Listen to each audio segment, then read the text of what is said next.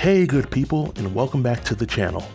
On last week, I posted a video that took a deeper look into the marriage of Gil and Mirla from Married at First Sight Houston. And because of the overwhelming response, I decided to make another video which focused on another couple from this season of Married at First Sight. That couple is Zack and Michaela. Now when I first saw Zack appear on the show, I initially thought he was a little sensitive. And before the mob jumps on me for saying that, let me say that there's absolutely nothing wrong with a man that's sensitive. It's just my opinion that when a sensitive man enters the dating world or signs up for a show like Married at First Sight, he needs to be paired with a woman that can bring balance to his life or take a soft and understanding approach with him. Now when I first saw Michaela, I thought she was very outgoing, outspoken, and could provide that kind of balance that Zack needed for his particular marriage to work.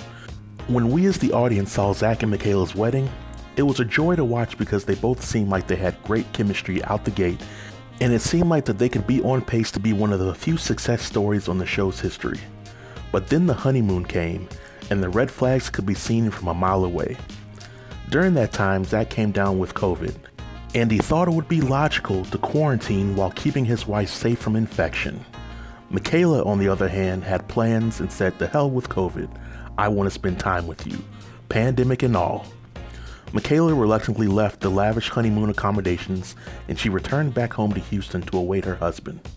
Now at this point, I'm all for waiting to be around the person you love, whether sickness or in health, but lady, you've only known the guy for a few days at this point, and you're willing to unnecessarily risk your health to be around him while he's sick?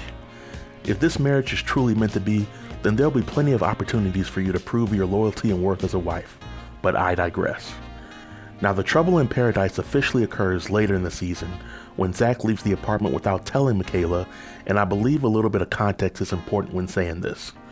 Michaela told Zack early on not to wake her up when she's sleeping, and Zack needed to leave that apartment that day while she was sleeping. So instead of waking Michaela up, he did what Jesus would do, and he allowed Michaela to enjoy her peaceful slumber while he had to run errands. This enrages Michaela and causes her to commit a felonious assault on a bottle of Lysol wipes. Now when I initially saw Michaela paralyze that bottle of wipes, my initial reaction was that Zack had given Michaela that good old pickle tickle. I said I thought Zack had given Michaela that tallywhacker smacker action, that 1-2 blickety, that beef injection. He took a swing at her with the meat bat, and the experience was so good to Michaela that she woke up in the morning with cold sweat, shivering, and looking for her next fix from Zack. And when he wasn't there, she went crazy. But as time went on, I realized that something more deeper and serious was at play here. I saw that Michaela, and to some extent Zack, had come into the marriage with some unresolved issues. Now I'm no mental health professional, so I won't bother trying to diagnose Michaela or Zack, but I definitely think it's important that the two of them go their separate ways and end the marriage as soon as possible. I know neither one of them want to end the marriage out of fear of being labeled a failure, but in my opinion, both of them need to get counseling and there's no way around it. They both need serious intensive therapy to help get them through whatever it is they're going through, as well as help them become better at communication. And I would recommend this advice to anybody that's looking to get married or get into a serious relationship. Don't bring your unresolved issue to someone because that's unfair to them to have to deal with. But as many of you have already seen in the previews, the situation between Zack and Michaela goes from bad to worse, and I applaud Zack for leaving these type of situations before he has to resort to defending himself from her and the law has to get involved. I understand that couples argue and fight from time to time, but men can be abused too, and anytime a man doesn't feel safe in his own marriage, that is a clear sign that he needs to leave before the fight or flight mentality kicks in.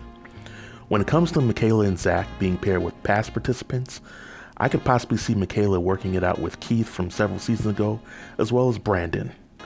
When it comes to Zack, I think the same woman that would be a great pairing for Gil would also be good for Zack.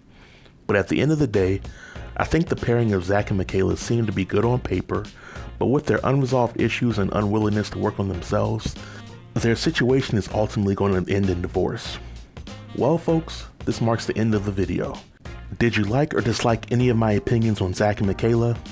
Then let me know in the comment section below, and if the feedback and support matches my previous video, then I will post a new video next week on another couple from this season of Married at First Sight. Until next time, stay tuned and stay safe. Peace.